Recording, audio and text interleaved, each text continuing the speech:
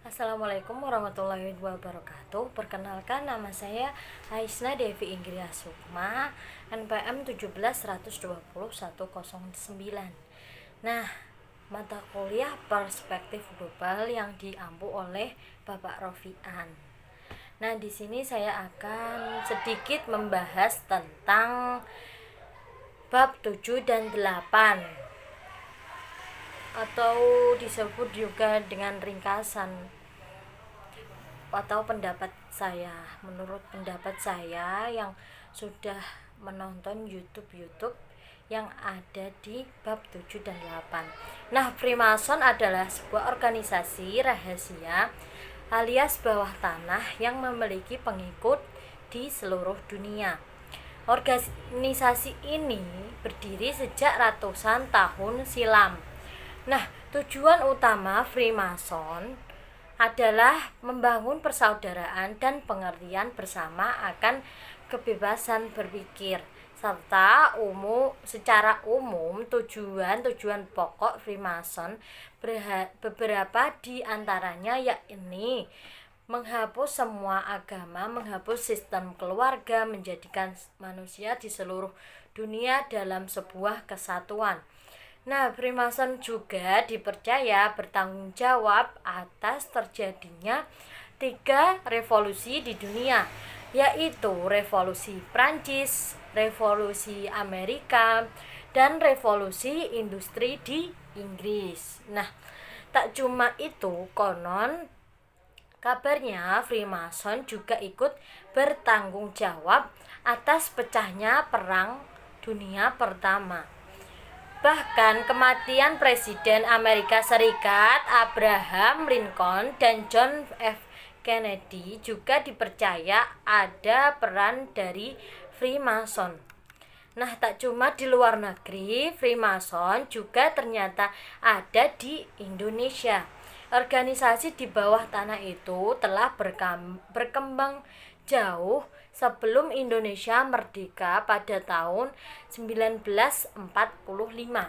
Nah, tak cuma di luar negeri, Freemason juga ada di Indonesia. Nah, lalu kita membahas tentang Yahudi terkaya di dunia yang bernama dengan keluarga Rothschild. Mungkin terlintas di pikiran banyak orang, keluarga keturunan Yahudi Jerman itu memiliki kekayaan hingga 500 miliar US dollar dari dinasti perbankan yang dibangun dan dikelola bersama secara turun-temurun. Nah, dinasti perbankan Rothschild dibangun pria kelahiran Frankfurt, Jerman, Mayer Amschel setelah ayahnya meninggal. Tak hanya melanjutkan bisnis keluarga, juga mengganti namanya menjadi Mayer Amschel Rothschild. Dari generasi ke generasi, keturunan Rothschild dipercaya sebagai keluarga yang paling kaya sepanjang sejarah kehidupan manusia. Nah, setelah berjuang selama lebih dari 230 tahun, keluarga Rothschild akhirnya berhasil memiliki hampir semua bank sentral di dunia. Hanya 3 negara di mana bank sentralnya tidak menerima tambahan modal dari dinasti Rothschild, yaitu Iran, Kuba, dan Korea Utara. Nah, kita membahas tentang keluarga Rothschild. Semasa hidupnya, Rothschild berjanji akan menerbitkan dan mengendalikan uang di seluruh negara. Sementara itu, guna melestarikan harta dan kekayaannya, Rothschild mengatur garis keturunannya sendiri dengan tegas, di mana anak cucunya harus menikah dengan saudaranya sendiri. Nah, kuasai hampir seluruh bank sentral di dunia, termasuk di Indonesia. Nah, sejak mengakui Bank Sentral Inggris dan Bank Sentral Amerika Serikat, selama ratusan tahun anak cucu Rothschild sangat aktif membangun bisnis perbankan keluarganya.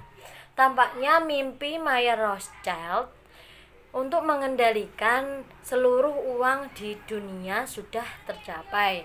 Setelah berjuang selama lebih dari 230 tahun, keluarga Rothschild akhirnya berhasil memiliki hampir semua bank sentral yang ada di dunia. Hanya 3 negara yang menolak bank sentralnya menerima tambahan modal dan dinasti Rothschild, yaitu Iran, Kuba, dan Korea Utara. Nah, selama ratusan tahun tersebut, keluarga Rothschild dipercaya sering mengancam para pemimpin negara, pemerintahan, dan kabinet keturunan Rothschild, lalu menempatkan orang-orang kepercayaan dari keluarga untuk mengatur dan mengendalikan bank-bank sentral tersebut.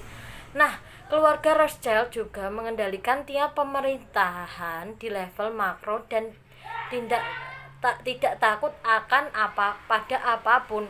Tak heran, sekarang keluarga keturunan Jerman tersebut juga berhasil mengoperasikan bank keluarganya di 40 negara di dunia.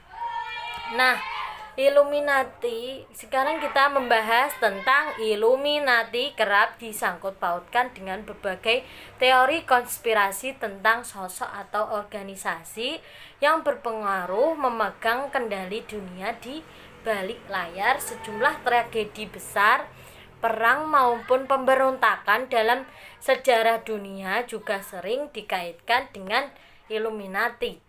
Illuminati sendiri ada dasar faktanya. Ini adalah perkumpulan rahasia di Bavaria sekitar tahun 1700. Meskipun grup ini akhirnya dimusnahkan sebelum berakhirnya abad itu, walaupun begitu ada beberapa orang yang percaya bahwa grup ini selamat dan tetap mengendalikan dunia dari bayang-bayang. Dewasa ini, konsep Illuminati telah menjadi rahasia umum. Bahkan mereka yang nggak tahu apa-apa soal teori konspirasi akhirnya mengetahui tentang New World Order, atau istilah lain dari konspirasi pemerintah. Dalam polling terakhir, hampir sepertiga masyarakat Amerika Serikat percaya bahwa perkumpulan rahasia ini memang ada dan mengendalikan dunia. Data ini sudah cukup untuk membuat para peneliti menggali lebih jauh. Nah, awalnya di tahun 1776, Illuminati ini adalah grup dari orang-orang yang berpikir keras, yang berpikir bebas, serta terbuka, walaupun saat itu pikiran mereka dianggap radikal. Nah, pikiran mereka agak ada bedanya dengan pandangan liberal di era modern ini. Mereka dengan tegas melawan agama dan strukturnya yang terorganisir. Kemudian lebih menekannya segala sesuatu berdasarkan moral. Pandangan radikal mereka termasuk pemakluman dalam bunuh diri dan dukungan untuk aborsi, tapi ini ditolak keras oleh pemerintahan. Mereka memiliki cabang grup untuk wanita karena kelompok rahasia ini hanya eksklusif untuk pria. Illuminati dengan keras menentang monarki di Bavaria. Itulah kenapa mereka secara eksplisit ditutup paksa dan dibubar menurut yang dipahami ahli sejarah. Nah, kita membahas tentang bab selanjutnya, yaitu Modern Monetary Theory atau disebut juga MMT. MMT merupakan sebuah pendekatan dalam mengelola perekonomian. Teori ini dikembangkan sejak 90-an oleh seorang pakar ekonomi, Profesor Bill Mitchell, dan beberapa orang akademisi asal Amerika Serikat, seperti Profesor Randall Wright dan Stephanie Kelton, serta seorang bankir Warren Mosler. masih belum dapat dipastikan apakah banyak masyarakat dan pemerintahan setuju dengan teori moneter modern ini. Namun, yang jelas, teori yang mencetuskan ide untuk mencetak uang baru sebanyak-banyaknya guna menangani resesi global dalam waktu dekat ini telah menimbulkan polemik di antara para ekonomi dunia. Nah, setelah membahas tentang MMT, kita membahas tentang MMT yang ada di Indonesia. Nah, ide percetakan uang di Indonesia pada saat-saat ini juga telah banyak disuarakan. Bahkan Badan Anggaran DPR telah menganjurkan kepada pemerintah untuk segera mencetak uang baru sampai sejumlah yaitu 600 triliun guna mengatasi masalah perekonomian yang produktif. Beberapa mantan menteri pun mengusulkan Bank Indonesia untuk mencetak uang baru hingga 4.000 triliun. Nah, dari sini ada kontroversi, ada yang setuju dan ada yang tidak setuju. Jika yang tidak setuju mengatakan bahwa mencetak uang itu hanya dikorupsi saja, bahkan akan terjadi inflasi di masa yang akan datang atau di tahun-tahun yang akan datang. Nah, kita membahas tentang money print.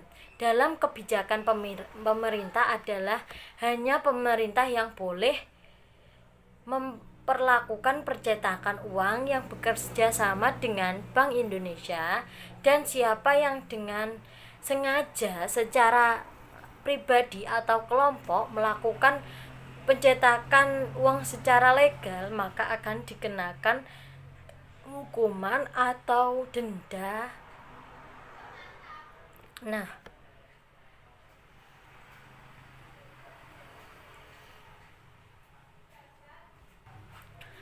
kurang lebihnya mohon maaf jika ada kata-kata yang kurang berkenan, mohon dimaafkan. Terima kasih sudah menonton video yang saya buat ini. Kurang lebihnya mohon maaf. Wassalamualaikum warahmatullahi wabarakatuh.